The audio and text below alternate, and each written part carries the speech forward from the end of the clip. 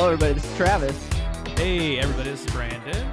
Welcome to another episode of Interdimensional RSS, the unofficial Rick and Morty podcast. So happy you could be here for a mind-blowing episode, if you will, or if you won't. It doesn't really matter. Stoat's happy for you to hear. Yeah. As always, if you want to get in touch with the show, there are several ways that you can do that. You can hit us up on Twitter at Rick and Morty Pod. Hit us up on our subreddit, rickandmortypodcast.reddit.com, over on Facebook at facebook.com/Rick and Morty Podcast. Send us an email, rickandmortypodcast@gmail.com. You can also pick up your very own Unity t-shirt over on our TeePublic site, apatheticenthusiasm.com/shop. Or if you love the show that much, just a little bit more than the casual smidge fan, then head over to Patreon, patreon.com/rickandmortypod, and you can support the show that way. Ladies and gentlemen, without further ado, we have a very special guest, a friend of the podcast. I mean, I think if you've been on the podcast at all once before, I think I can consider you a friend. I don't know. Yeah, I don't know what podcast etiquette is. Before we call somebody a friend. I'm just gonna maybe it's 5 episodes. Okay. So acquaintance. We're podcast acquaintances. We're just casually dating in the podcast area. Yeah, it's nothing serious. We're not ready to take it to the next, Right. I haven't decided if I'm going to sleep with you guys yet. But we appreciate you coming back, Brian. Thanks, man. Well, Brandon. Yeah, Travis. Good. I don't know. How are you? Are you ready to move into the first segment of the show? Oh shit! I have you warmed up. It's time for semi-pertinent news. Oh god! I got semi-pertinent news. Little bits. We still have little bits on there. We should take that tag off because it throws me off every time. I need to sing little bits now. Whatever. Semi-pertinent news. That is how we do theme music every week. By the way, Brian, if you're not super familiar with the show, you come up with theme music based on bits we've done through the seasons. It's really whatever Brandon decides to do right at the moment we shift from one segment to the next. It's whatever guttural noise comes out of my mouth, and then I'm like, I'll stick with it. Very improvisational tone you got going on there. Hey, I appreciate that. Thank you. Yeah. All right. Well, first up in semi-pertinent news, we have even more merch to talk about this week. Funko announced some new Funko Pops that will be coming out very soon. These include a Scary Terry, a Lawyer Morty, Jerry with a Meeseeks box, Beth with some wine, and Summer with a cell phone. Which who would Summer be without her cell phone, really? Brandon, are you okay? Is that a legitimate question? I think Summer without a cell phone is Summer. Sure, I guess she is. No, everything's fine over here, Travis. It was a good question. Thank you so much for asking me. Brian, what we'll throw this your direction. What is Summer without a cell phone? Fall. Oh, well played. It's a shift into the autumnal season. Yeah, Brian. Yeah, I don't know. Do you have any merchandise on you, or that maybe you stolen from the office? Yeah, there's some things I've gotten from the series. I need to pick up the art book, which got released recently with the first 2 seasons. It's one of the thickest art books I've ever seen for a television show, especially a television show that's only had 2 seasons. Oh, 3. But the book only covers the first 2. I have the Council of Rick pen somewhere around here, and I saw yesterday that there's now a Citadel of Rick's pen. Or sorry, after when President Morty takes over. Spoiler. Oh, okay. With the actual insignia of the Citadel after Morty takes over. Yeah, it's very clever. It's like an M and an R together, but it also looks like a fist. I don't know if that was intentional by the designers or not. I have to kind of ask somebody. But every time I see it, it looks like a fist, kind of with the Citadel logo behind it. I'm trying to think. I have a ton of shirts. That's usually what they give you when you work on shows. Here's a fucking $12 T-shirt. Yeah, I tried to pick up the art book the day that it came out, and I was kind of an idiot and didn't pre-order it on Amazon, and it sold out on Amazon the same day. So I Wow. I don't know. My options are either to go to a brick and mortar store or just wait for it to be restocked on Amazon. And Yeah, I was yeah, just gonna go to Barnes and Noble to see if they even had it. Because I mean, it's crazy. The show's too popular. I think some local comic shops have been carrying it too. So I don't know. We'll see. That makes sense. Would you say that a place that specifically sells Rick and Morty merchandise, but it's an actual building, would be a brick and mortar store? Oh god damn it! A brick and Morty store. Oh gosh, Brandon. Sorry, I don't mean to do stupid jokes. It just happens. I think that's a perfect segue, Brandon, to our next news story, which is a Vice News article that I think just came out today. At least I saw it on Twitter today. And the headline is Rick and Morty as smart as its fans think it is? Brandon, you got a chance to look at this article. What was your take? Yeah, so in the article, the Vice article asks three different types of folks. They ask a scientist of, I forget what science activity they do. It was like some sort of physical sciences. There you go. I was trying to explain to my kid earlier that there's different scientists that do science things. But anyways, whatever. And then there's a philosopher, and then there's a screenwriter. And so they all basically said, no, it's not as smart as everyone is making out to be. It was kind of a one-sided article, actually. Well, even the screenwriter, that's gonna hurt the big one a little bit. Yeah. He was the most I would say complimentary of the show, but he didn't put it into genius territory, basically. I think that the main thing, and I guess like it's a loaded question that they're presenting to all of these individuals, but they're really saying like, is it as like I think it's because of that pocket in the Rick and Morty fandom that always makes the argument that you have to be super smart to really get the show, and I think that they were trying to present that argument and say, all right, well, do you really have to understand concepts in philosophy and spatial sciences, all these things to really appreciate the show? And they all disagreed. They all said that for the most part you can appreciate the show, even the scientific aspects of the show, because they are still sort of self-contained jokes, and that they will reference elements of science, but you don't have to have a complete knowledge of that in order to get the jokes. Yeah, a lot of things I know that they do. I mean, with a kind of a more complete understanding of like sci-fi literature and sci-fi shows, that you can directly pull the movies and the shows that we're referencing when we're doing these episodes. So it's like various outer limits concepts, and instead of just doing those episodes as they were presented in those shows or series, we're putting that Rick and Morty spin on it, because Rick is a bit of a sociopath who doesn't really care about anything.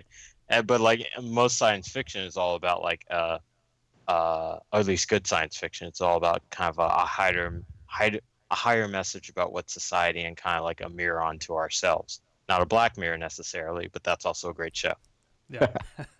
The philosopher in that article, she was saying basically, and I don't think she's seen episode 7, where she said that other shows like Simpsons, they've brought up philosophical type of discussions, but they do it in they bring it in more a sociological way that makes more sense. And then she admits, like, oh, go ahead. No, you finished. I'm sorry. Basically that Rick and Morty hadn't done that yet, and so I don't think she saw episode 7 of this season. And honestly, I don't think we ever will. Like, if I were doing Rick and Morty, sure, I would throw in like social messages. It's not as often as I can, but that would be a part of my consideration if I was writing or creating a show. But that's not Dan and Justin's consideration when they're writing and creating shows. It's like Dan's all concerned about, does the story's beats make sense? Does it like conclude in a logical way? And Justin's about like, what weird alien bullshit and weird names can he throw in?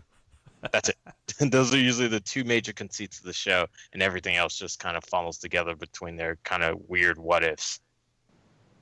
It creates that balance. You get both sides of it, and the screenwriter did speak about how the show is a great study for sort of like sitcom storytelling and being able to tell really interesting or large stories in a short format and things like that. So a really interesting article. I would definitely recommend people to head over to the show notes and click the link to check it out. It's on Vice.com. I'm sure you can find it that way too.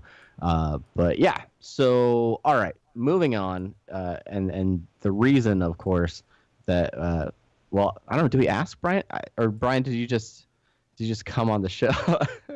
Yeah. What happened? I don't know. I think that you just took us up on the standing invite, and we were just pleasantly surprised by that. Yeah, no one ever asked me to do anything. So, well, we're super happy to have Bryan here for the main thing. It's time to talk about Morty's mind blowers in the main thing. Oh yeah, for a second I was like, oh, he's skipping completely past me. So I'm gonna let me just do the snap. Skiddly bap bap. Skiddly bap bap bap bap bap bap. Main thing. Skiddly bap. Skiddly bap bap bap. That's it. main thing. Can you hear the snaps? Yeah, I can hear the snaps. I heard them. I heard the snaps. Right. Yeah, high quality microphone you're rocking, Brandon. I need to lift the mix up on the snaps a little bit.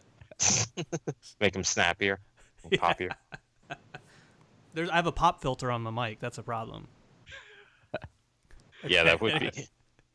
All right, everybody. So Morty's Mind Blowers. This is an episode that I think most of the fans have been looking forward to. Every time we ask folks for questions for the writers, things like that, they're always asking about when are we going to get another interdimensional cable sort of episode, and this was season 3's more anthology-based type of episode. Ryan Ridley a few weeks ago he hinted at something a little bit different to expect this season, not a direct sequel to Interdimensional Cable. Morty's Mind Blowers, written by a whole host of people, including Mike McCann, Mike McMahon, Justin Roiland, Harmon, Siciliano, Airman, Dan Guterman, and Ryan Ridley. It's all of them, and then directed by none other than Bryan Newton. I got that one. I got it. Yep, that's correct. Boom! You did your research on that last one. Yes. You better it's like you gotta get it right. Really. Don't take it for granted. Oh, we'll get to that. Don't you worry. Really an awesome and unique episode that had me literally lolling, Brandon. Yeah. LLOL. Literally LOLing. And a lot of really cool and I'm sure sort of difficult things for you on the production team, hurdles for you guys to jump over. How did the development of this episode differ from like a standard Rick and Morty episode, Bryan? Well, I've worked on the first Interdimensional Cable, so it's so I'm kind of used to it based on the fact that I know running into this show, they're gonna throw me for curveballs constantly, and for this one, it wasn't improv. I don't know if people could tell or not. We definitely I think it definitely was apparent that it wasn't improvised directly, and I think throughout Twitter today, a lot of the writing staff has been sharing like the huge whiteboard where they're writing down all the stories and stuff. So it definitely seemed like there was a lot more like thought that went into each of the different mind blower scenes. Yeah, because for folks who don't know, usually for the interdimensional cables, those are kind of like pure Justin. They just leave Justin in a booth, who may come up with like just weird things for him to say on his own, or like Ridley or others would just feed him things and he'll kind of roll with that. But for this one, it's kind of like them taking Rick and Morty ideas and like falling it down to like just like a 1 or 2 panel gag, if I were to explain it to in a comic format. So when we got this one, all right, another thing, this is super behind the scenes. So everyone knows that this season was played with kind of like rewrites and like scheduling stuff, right? That's no secret. Dan talks about it. Pretty well recognized now, I think. Spoiler. Okay. Spoiler yes. alert. Spoiler alert. Writing's hard. So because this one came so late in production, we needed to finish some other episodes like the next episode's 208 in production, but it's going to be airing as 308 in production, but it's going to be airing as the 9th episode this season. So because of the scripts having to be shifted around, certain scripts weren't ready yet. So this idea for this episode happened to be the one that was kind of most complete, simply because it's all about these like short stories. And similar to Interdimensional Cable, the B story essentially wasn't quite there, but it didn't matter. Like, we had these individual short form stories we could just work off of, and then based on that, it's my cat saying meow. But that's your cat agreeing, like meow, meow. She's like, yeah, I was there. Yes, you were.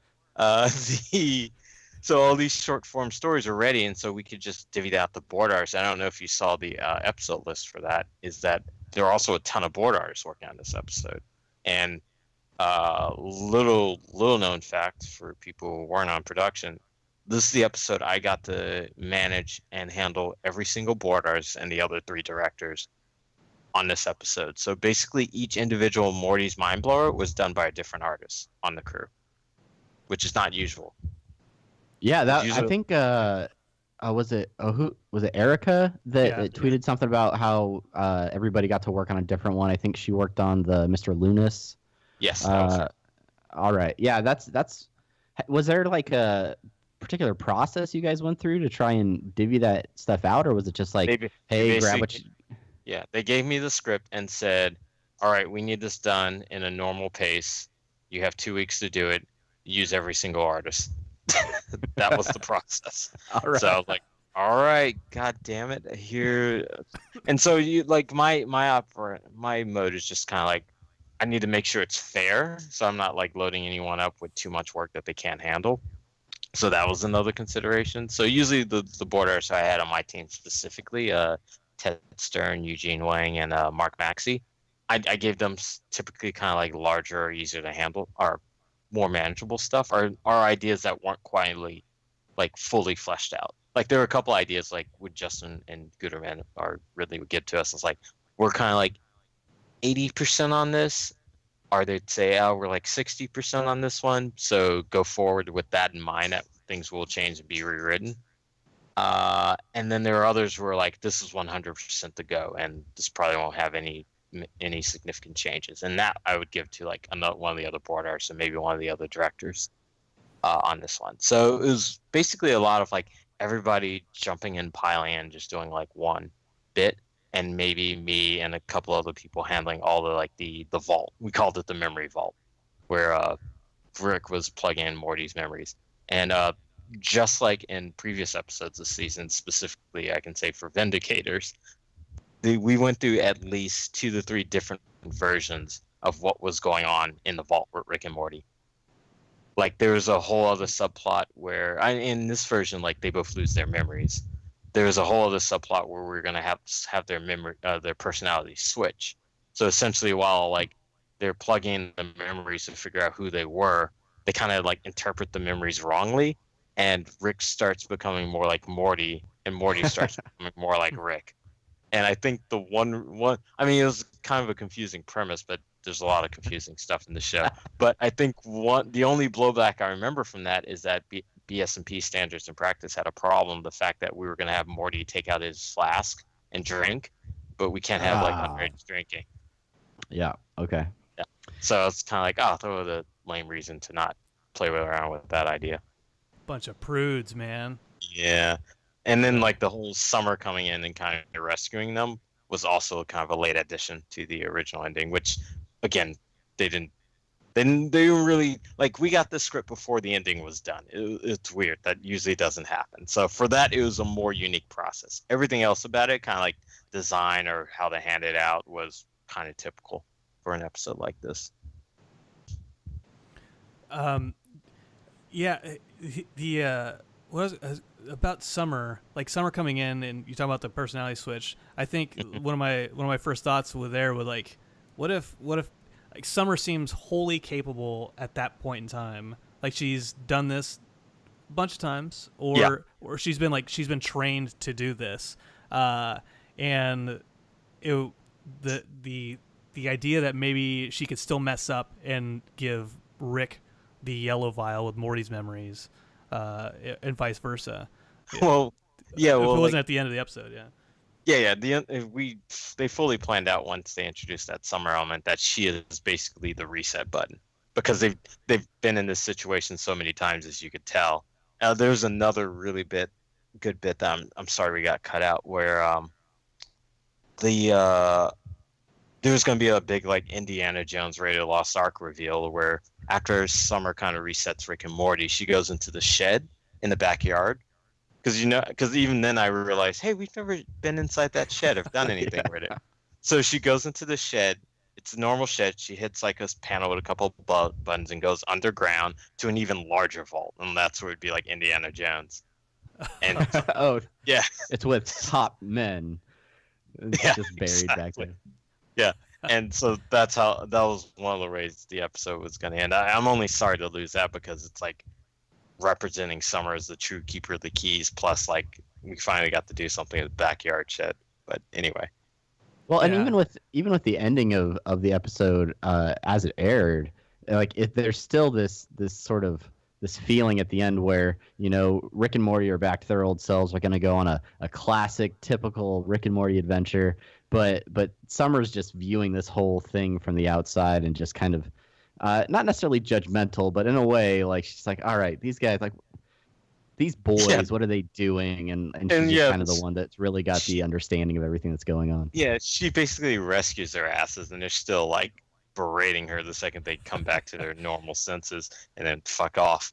And then like, I love that line at the end. She's like, I hate my job. Because I think we were talking about like us on the team. We were like, I wonder if like how much she gets paid for this. Like, is it like an automatic fund that she can draw that like Rick set up for her? That's like, hey, Summer, every time like this happens, we do like whatever it's called, Protocol 4.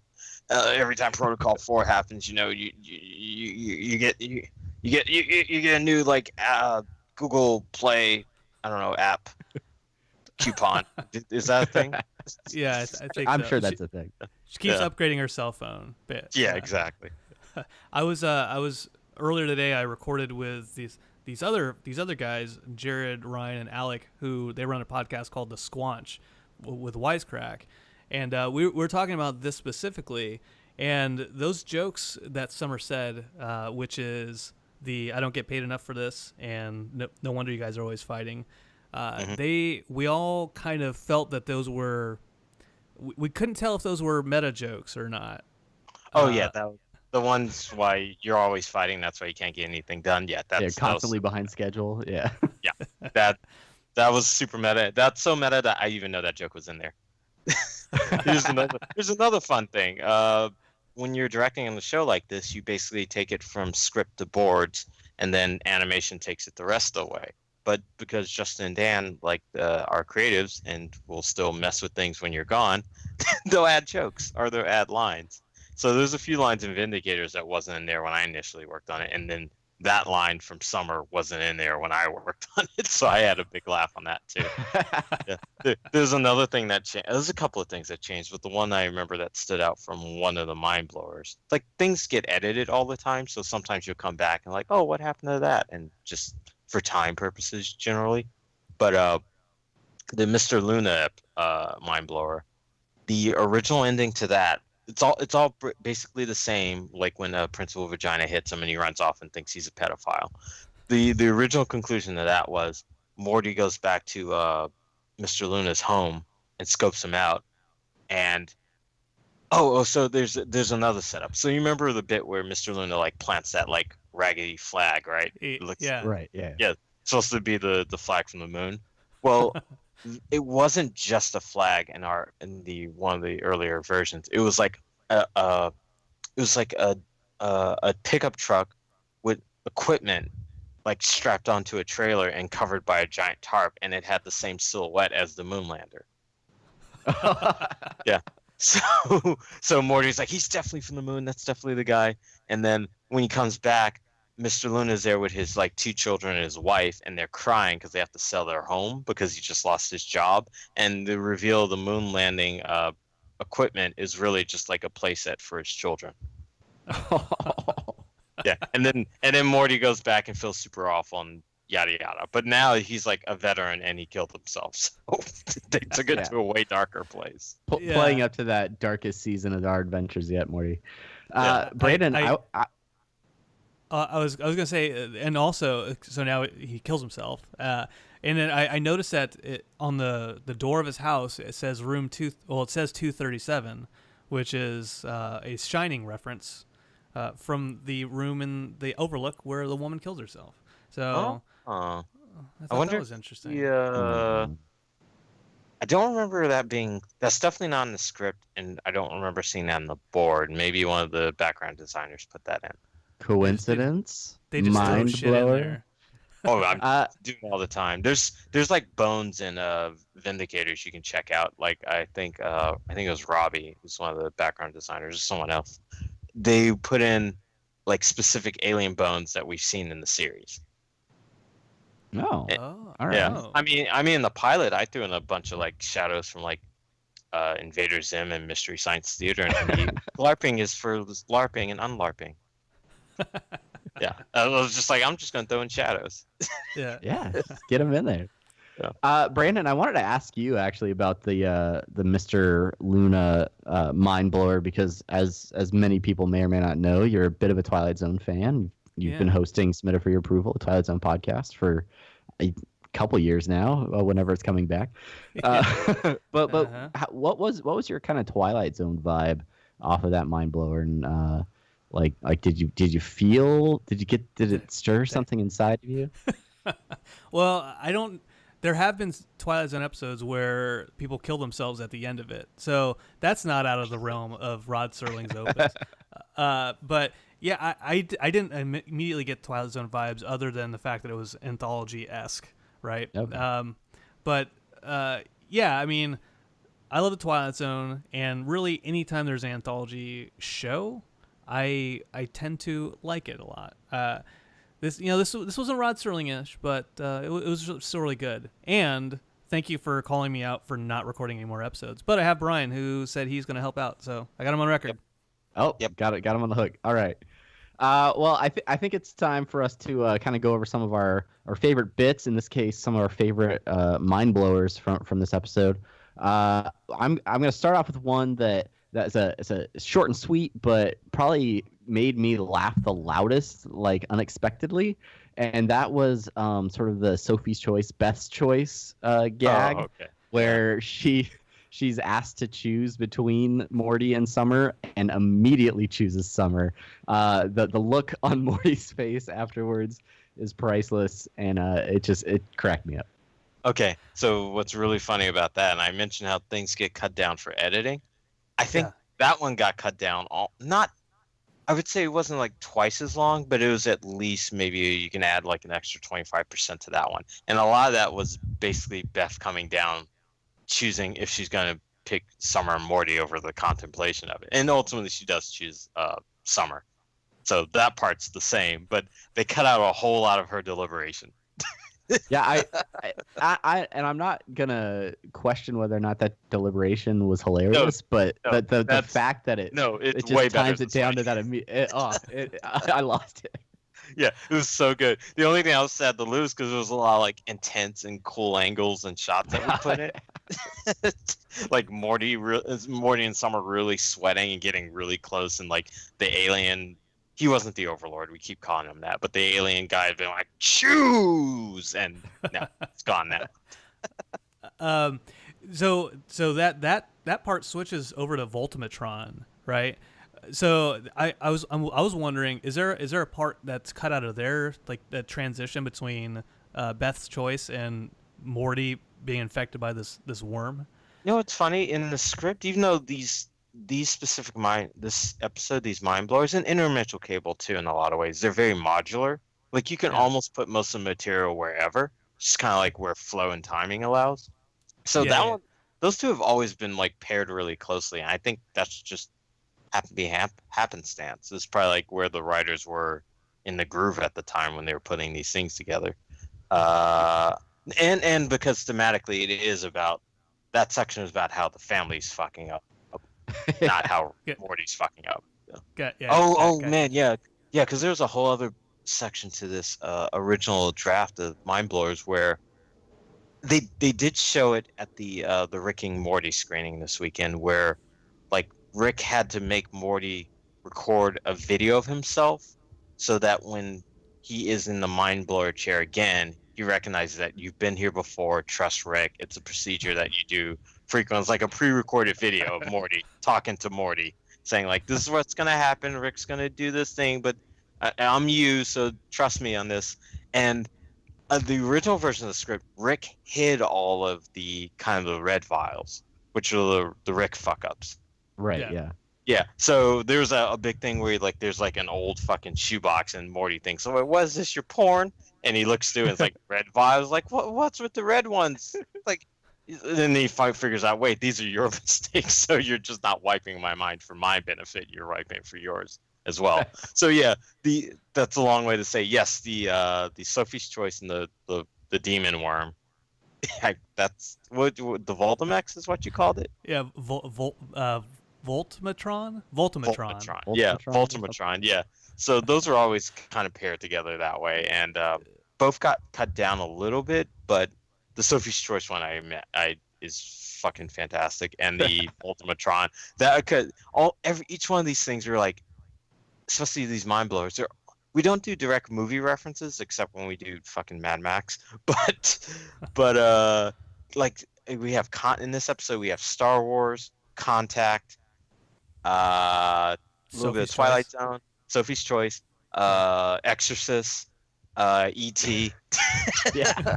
If you'd kept in the part, if you kept in the Morty explaining to Morty to trust him, that would have been Total Recall-ish.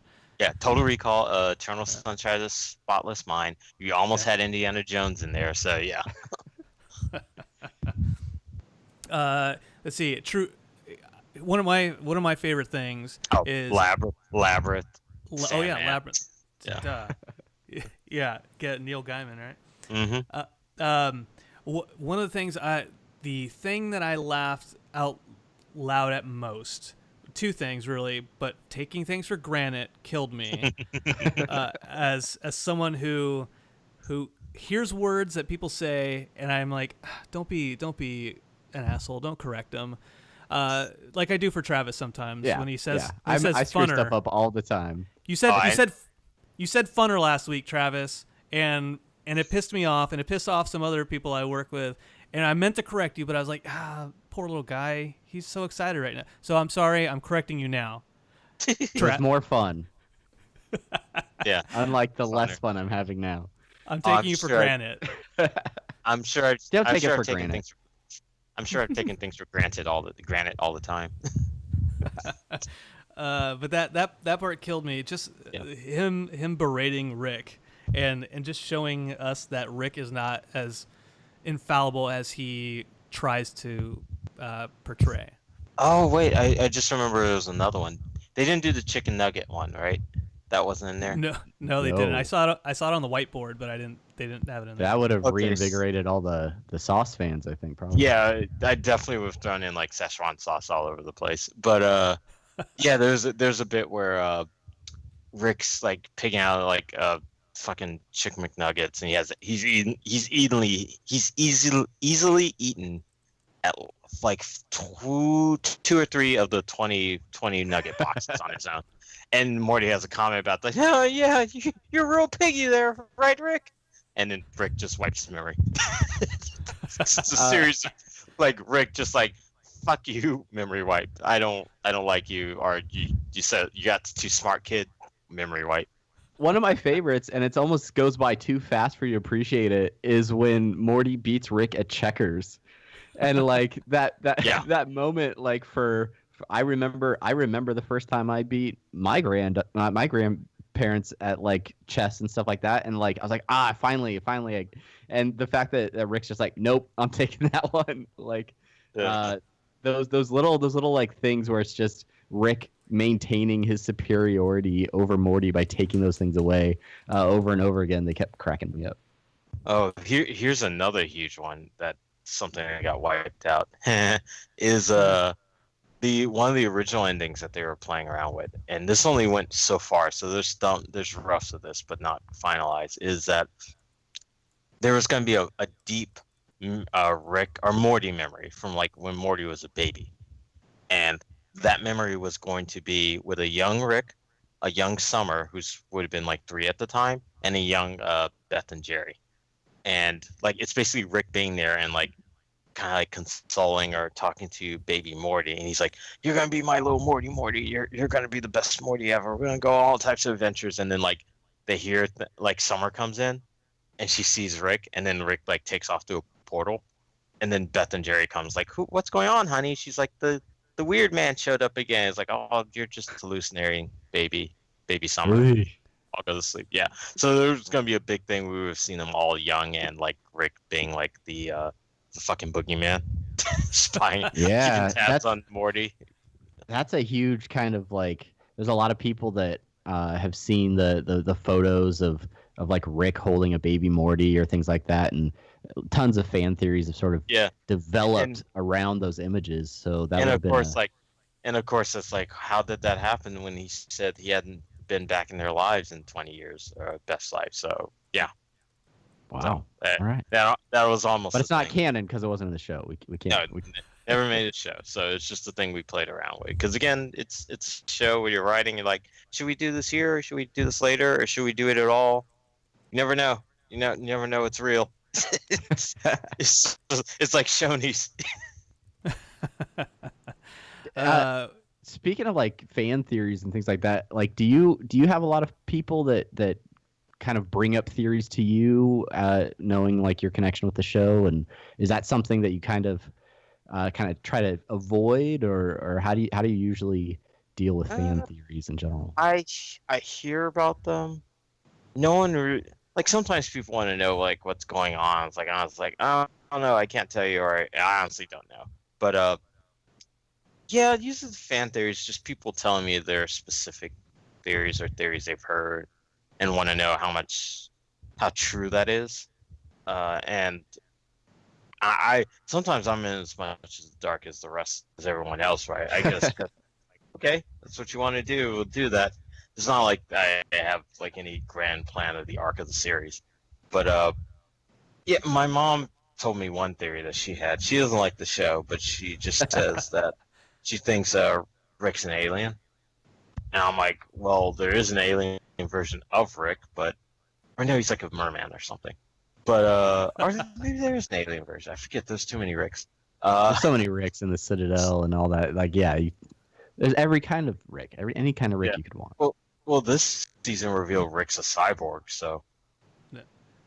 Too many Ricks on the dance floor. Yeah, so stuff like that, I'm kind of like, I listen to, and I'm kind of nod my head. It's like, oh, that's interesting. Oh, that's interesting that you're drawing those parallels. But most of the time, I go on like the YouTube, like Rick and Morty theories, and just kind of laugh.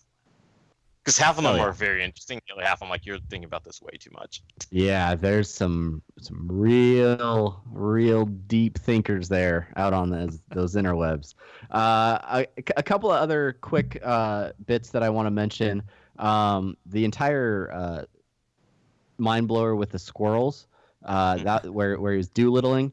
That was amazing, and also revealed that they potentially had to switch dimensions, even though they can only do it a few times, Morty.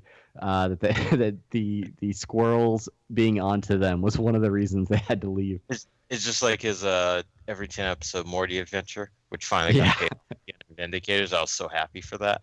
That was the squirrel bit was done by Mark Maxey, who's been on the show with me to the beginning, so I could trust Mark on that. And that was, even though it seemed like a simple concept, that one took a lot of effort, just kind of figure out like what Morty's like head thing looks like.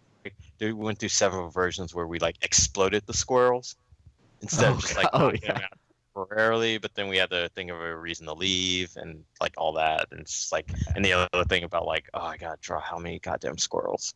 And they're all invading and they're attacking, they're surrounding. I mean, okay, so another one. Hitchcock, that's the birds. Right. Yeah. Like even the way the like, yeah, on the wires and around the symbols around the house. Yeah.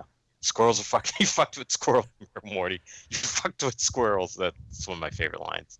I was driving around today, like, and squirrels are like running halfway into the street and stuff. And I'm like, they know. Yeah. Dude. It's like, yeah, everyone's seen that Rick and Morty episode, so now the world economy's gonna tank. The last squirrel I saw was in L.A.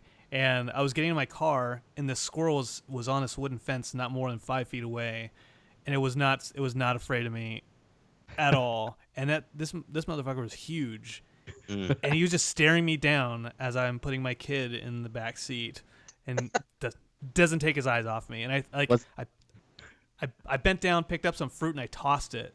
He looked at it, then looked back at me. He was like, "Hey, we'll grant your wishes if you can hear us." Wow. Anyways, I hope it's dead. I hope it's dead. All right. Okay. True Level was amazing.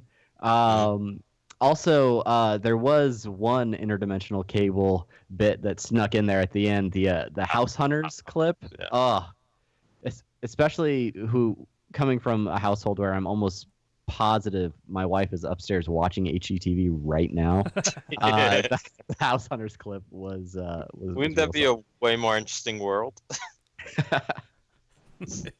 It totally would. And my wife is down in Florida looking for houses. So with a shotgun. With a shotgun, yeah. Yeah. Yeah. Does she have any like duck calls, like little duck whistles? That might help. Yeah, they go house. Yeah, someone at the Rick and Morty yesterday put two and two together that like Dan Harmon I think wrote on Monster House, the CG animated film came out. Like so someone put those two things together. I was like, oh yeah. Oh, okay. Yeah. I always forget about that. Yeah. That's fun little Kevin Bacon. Oh yeah, 7 degrees. Wait, 6 degrees of Dan Harmon's writing. Dan Harmon, yeah. There's one line in the entire episode. I said taking things for granted was one of them. The other one that I laughed so hard at was, if we can kill our enemies but we can't jack them off, then how are we better than them? Yeah. And it's such a solid philosophical discussion to be had there. I think, because he's got a point. It's easy for us as enemies to just point a gun at each other, rocks, cherry bombs, whatever, and kill each other.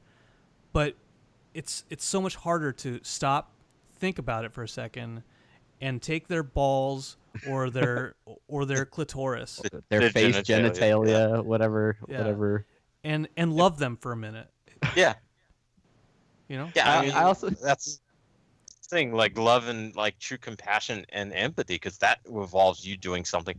Like killing someone is usually for your own self gratification, unless like a mercy killing or like someone's sick and terminal. But like it's like I'm not getting gratification from that necessarily. I could if I swing that way, if that's what gives me true pleasure. But that person leaves. Like he's having a bad day. I'll just jerk him off real quick and hopefully he'll have a better day.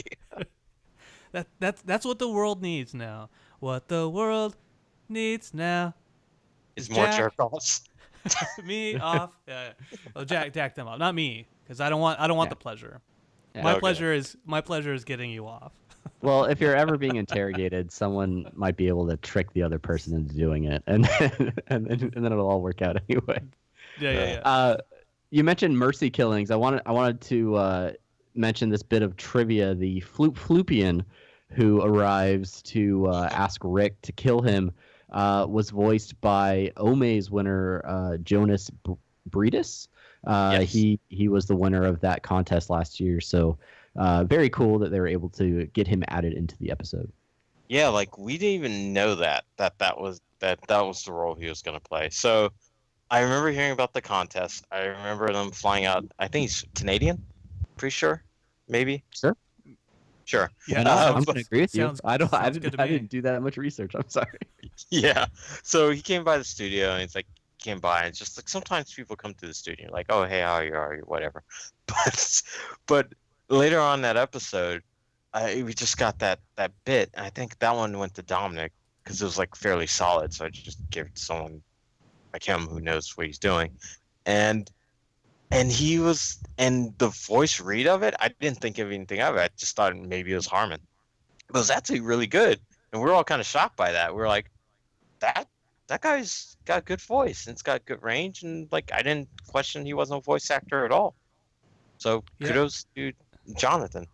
Yeah, kudos indeed. When the first time I heard the voice, it sounded like Parnell was trying to do a different voice and not do the typical Jerry voice. But when he was dying, I was like, that's not him. I don't know who that is. Yeah, it's totally true. Yeah, and it took me a while to realize it too, that he was the contest one. I think like we're already like maybe cleaning up that specific mind blower before like I found out. I was like, oh, great job.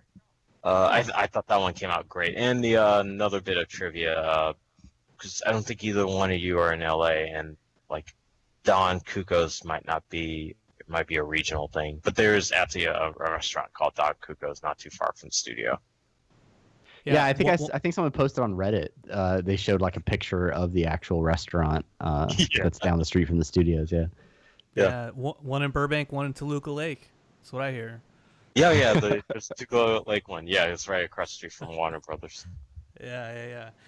Are there? So there's a bunch of them. There are a bunch of these clips. Do you have any favorite that you worked on, or really that came out on screen that you're like, yeah, this was my favorite of the batch? Okay, so I really like Granite. That one's done by Martin Archer. Really solid one. And most people, a couple of my friends have caught that. The outfits that Rick and Morty are wearing, I mean, it's Star Wars, easily. Stormtroopers, black Stormtroopers, but like Saiyan armor. I don't know if too many people caught that. Little shoulder pads and like little circular thing. Anyway, that one came out really well. Sophie's Choice was great. Was the one where they're in the alien menagerie with the big bobbleheaded thing. Yeah. That one's really fun. Then there's great. Light Switch was one of the ones I wasn't sure if would be funny or not, because it's so subtle. And that one really came down like really parsing out the timing. We had Kung Yi was one of our she's a new board artist to the show, but she's a veteran. She's been on like King of the Hill and like a ton of other great shows. But that one's like so kind of like simple. I really appreciate it. And like we went so far as to, there's one version of that where it wasn't just like humans dying in that alien like I guess like a storage house. Yeah, storage facility. It was like these aliens, and they were like the freezer basically shut off, and they were all like melted. So the line wasn't originally grab a shovel; it was really originally grab a mop. Okay. That particular mind blower, I think plays better and better on subsequent viewings of it, because like the first time I watched it, I was like, I got a chuckle or whatever. But today, as I was watching the episode with someone else, and it was their first time seeing it, I laughed so much harder, because I think those subtleties kind of become more apparent, and you now you know it was coming.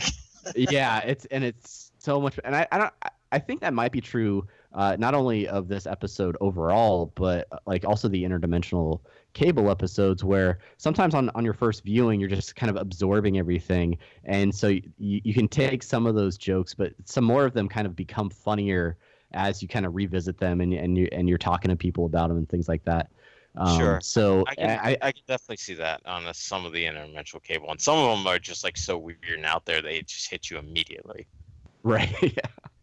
Yeah. I kind of feel that way with like short stories in general. Like it takes my brain a few extra seconds every time I'm reading a new short story, right after finishing another one, where I'm like, okay, let me figure out where this one's going or where my headspace is for it. Yeah, because like with the Light Switch one, when you see it the second time, now you're in Rick's perspective, because he knew what happened. He knew exactly what went down, so he's like kind of like taking Morty through the steps to kind of admit, like, you're wrong, bitch. You know that, right? Just I'm gonna show you why. But another one that's like that I can see is the magnet. It's like the universal magnet.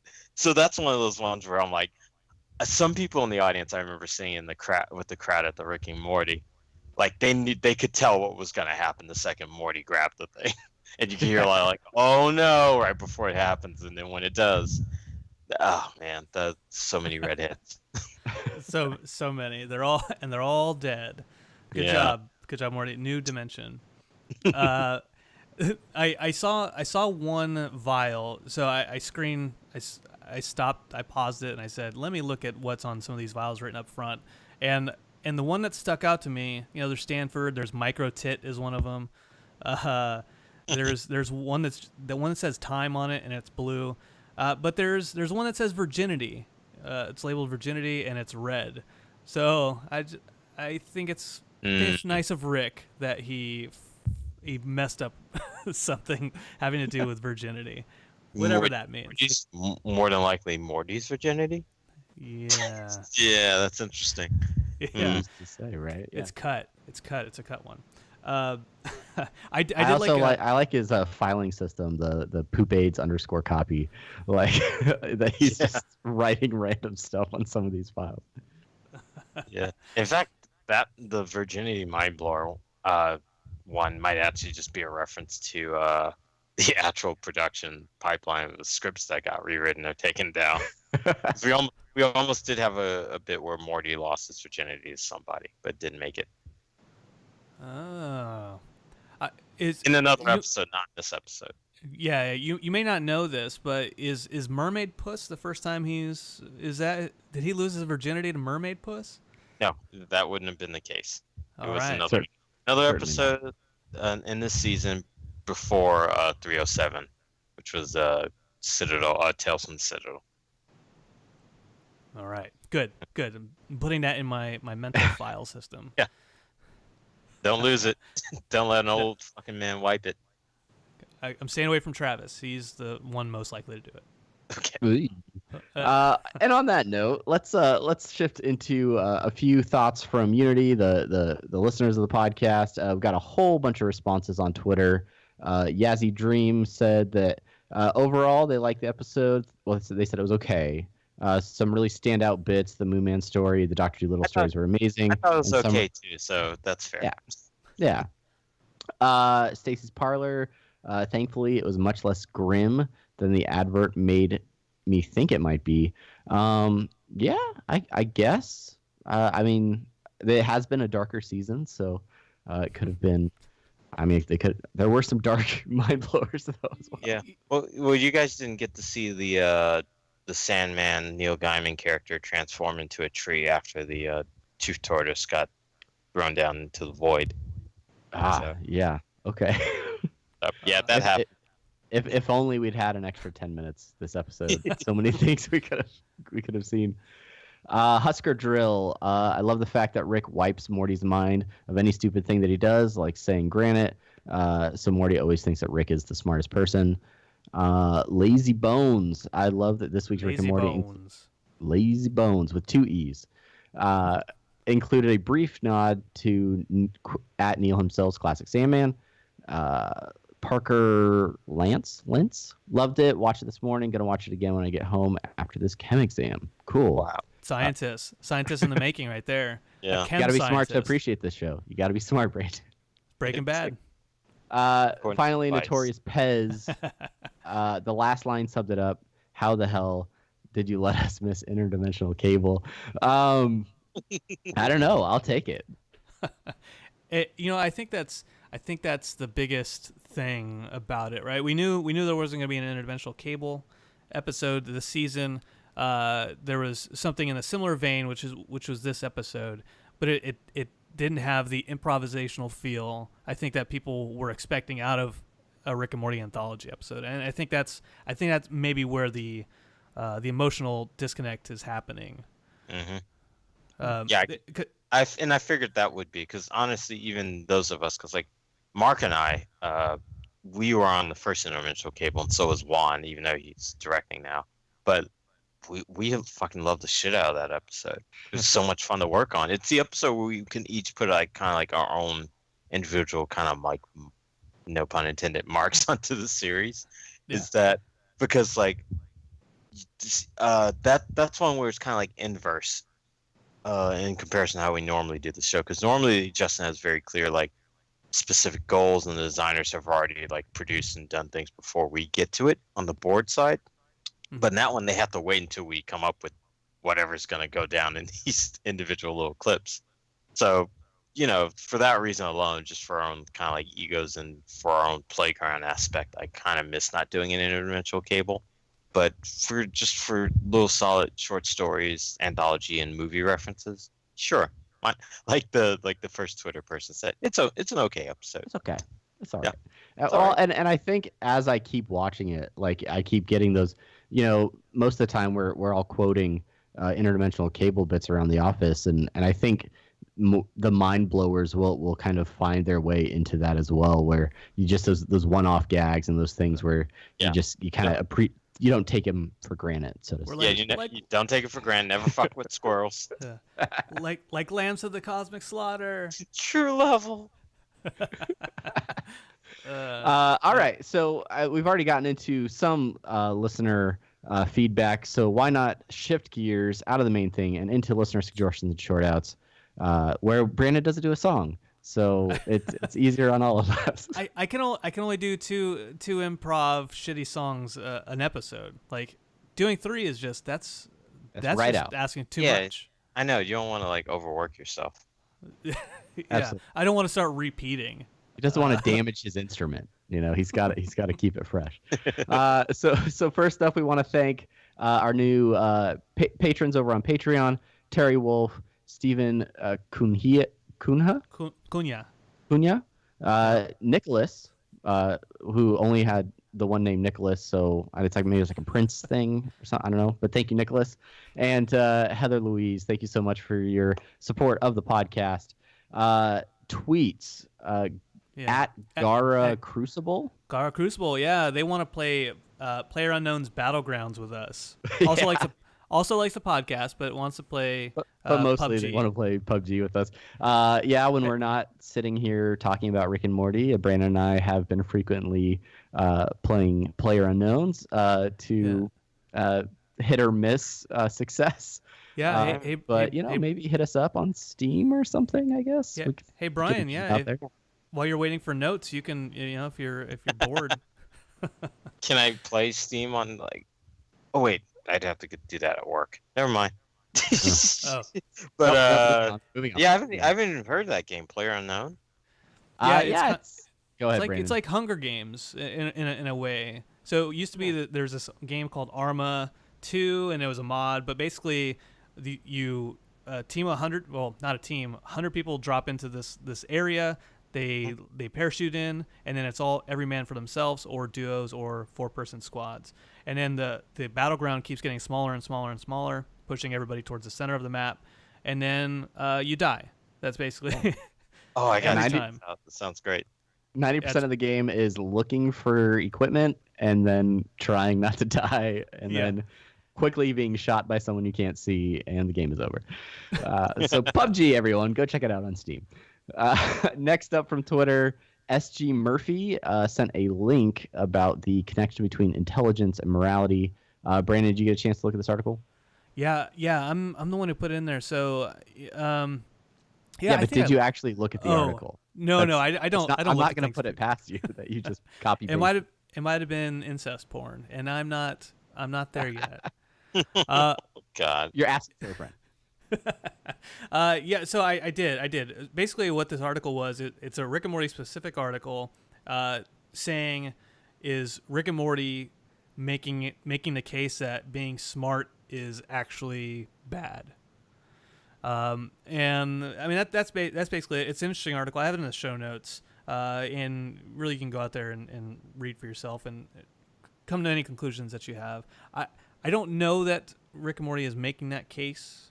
I can see why it's easy to postulate that, but the article is very sort of based in the Tales from the Citadel episode, and sort of this idea that super intelligent Rick is getting him into a situation where he's willing to do these menial jobs, and sort of the change in their attitude, and how President Morty now has sort of assumed a more Rick-like attitude and is somehow being elevated into a more successful role. So cool article. Go check it out. Link in the show notes. Go ahead, Brian. What do you think of that? Yeah, so one of the interesting things I noticed about Citadel was that it's basically President Morty wasn't like as smart as the Ricks. And he admitted that. It wasn't about being intelligent. If anything, he used the thing that made evil Morty, or President Morty, truly evil or bad in that situation is that he used his compassion against everybody else. So that's what Morty's always been great at. Morty's been like the heart of the team as opposed to like Rick's the brain of the team. And Rick gets smart. Rick gains more heart and Morty gains more intelligence as the series goes on, or at least has their adventures intertwined. But this one, like the best that the President Morty did was saying like, hey, even though you're worker Rick, and even though you're farmer Rick, and even though you're boss Willy Wonka Rick, you're all the same. You're all equal. So let's have a society where we all work together and actually be equal instead of like oppressive and putting people down. It's like oh, tears. That's beautiful. Crap. It's the wrong fucking Morty. You gotta put your faith in the right Morty. Yeah. Yeah. I agree with that sentiment. Absolutely. I think we've seen Rick will say something Rick of This Way comes when he's messing with the devil and taking all the curses off the stuff. He's the whole intelligence is bad, right? I think that's the case against that. You could use that, as evidence to say, hey, he's cursing this. He's taking all the curses off the bad stuff. Sure, he's not even getting paid for it. He's just doing it. He's a good guy. He's a good guy deep down. Maybe sociopath. Yeah. Sociopath. Either way, socio. Sociopath. Granted. It's a Phil Collins song. Socio. Path.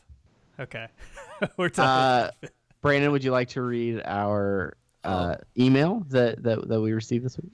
Yeah. So we received an email from Miss Haley McNulty, and she says, "Hey guys, so I know I'm late on a new episode, but I'm in Florida and we don't have power anywhere or good cell service now after Irma.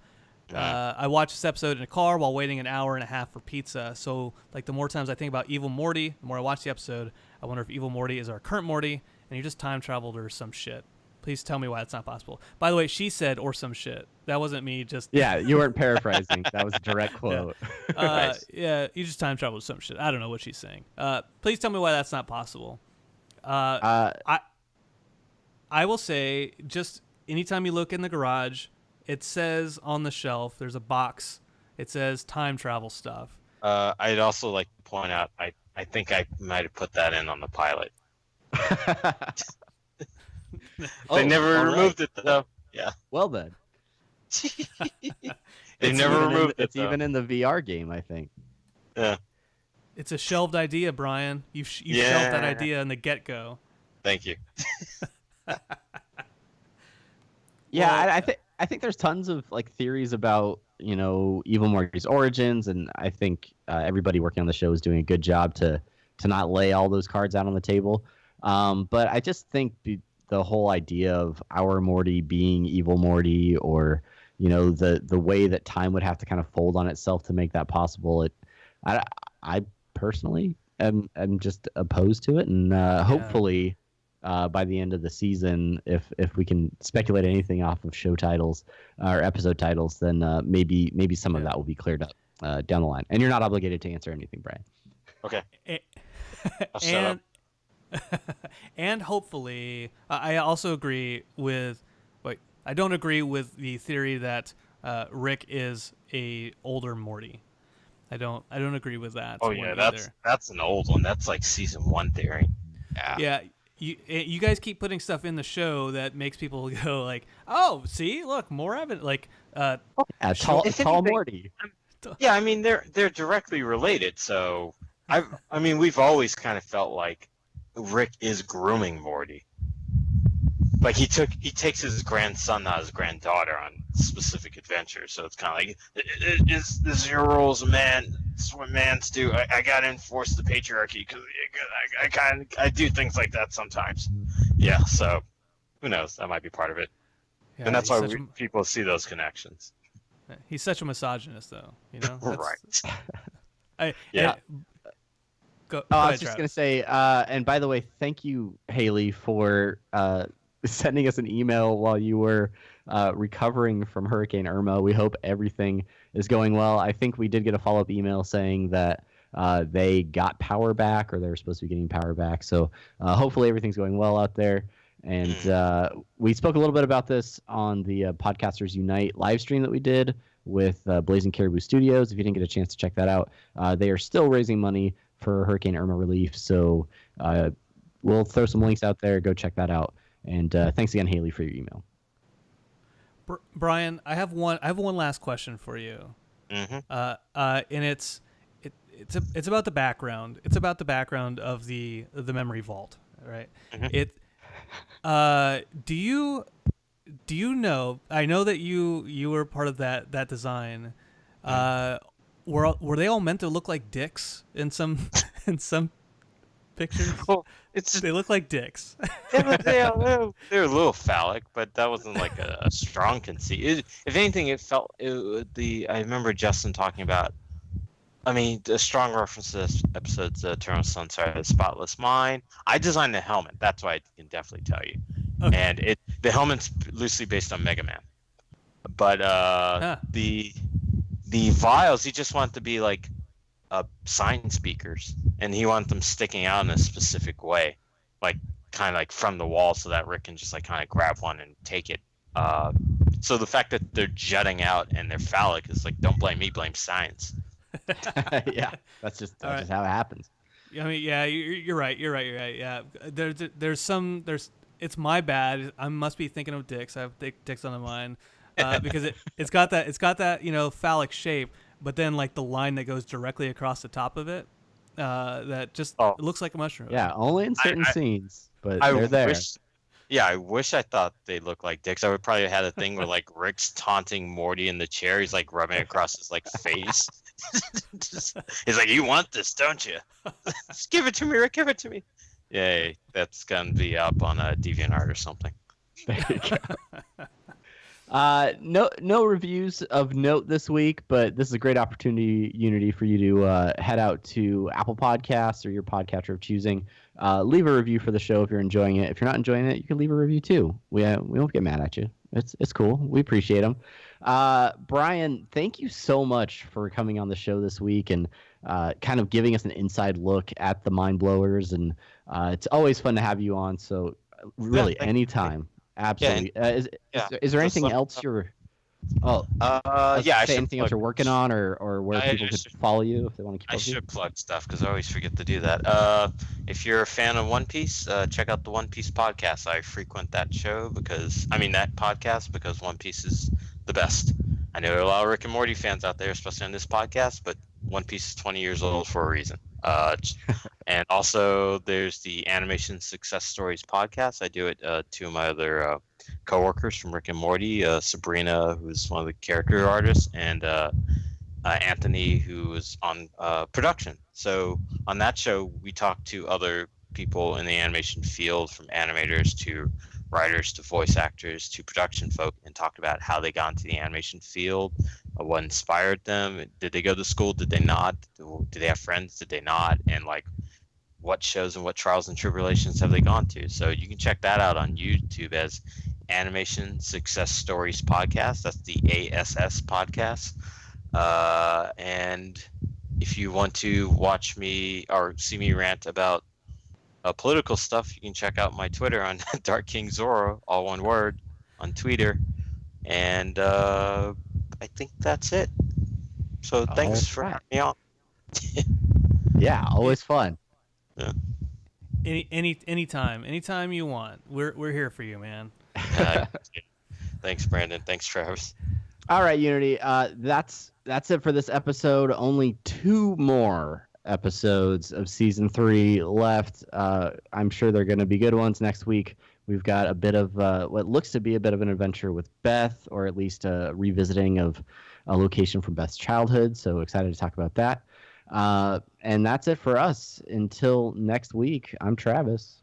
I am Brandon, and thanks again to Bryan for joining us. Okay, bye. Bye. Sorry. No, that's my.